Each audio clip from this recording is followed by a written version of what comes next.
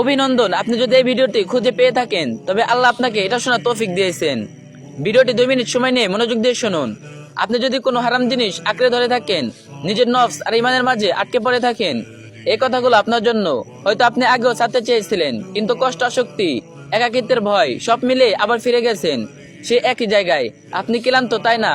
গুনাহের ভারে ক্লান্ত, আল্লাহ থেকে দূরে থাকার অনুভূতিতে ক্লান্ত।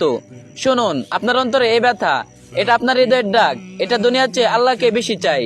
তাই আজ আমি আপনার জন্য দোয়া করছি, হে আল্লাহ তাকে সেই শক্তি দান করুন যেন সে আপনার পছন্দের জিনিস থেকে দূরে সরে যেতে না পারে, যদিও তার হৃদয় সেটাকে ভালোবাসে। হে আল্লাহ, অনুগত্যকে তার কাছে এমন মিষ্টি করে দিন যেন কোনো গুনাহ আর তাকে আকর্ষণ না করে।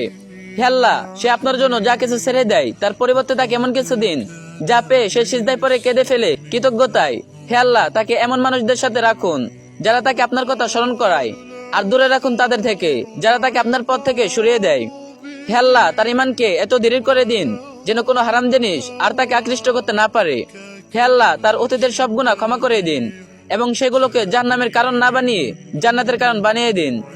যদি আপনার হৃদয় আমিন বলে ওঠে তবে এটাকে একটা ইশারা হিসেবে নিন। এখনই সময় সবকিছু ছেড়ে দিয়ে আল্লাহর দিকে ফিরে আসার, কারণ আল্লাহ কখনো কাউকে নিরাশ করেন না। রাসূল সাল্লাল্লাহু আলাইহি ওয়াসাল্লাম বলেছেন, যে ব্যক্তি আল্লাহর সন্তুষ্টির জন্য কোনো কিছু ত্যাগ করে, আল্লাহ তাআলা তাকে তার চেয়ে উত্তম কিছু দান করেন। মুসনাদে আহমদ হাদিস। বিশ্বাস রাখুন, এটা আল্লাহর সত্য প্রতিশ্রুতি।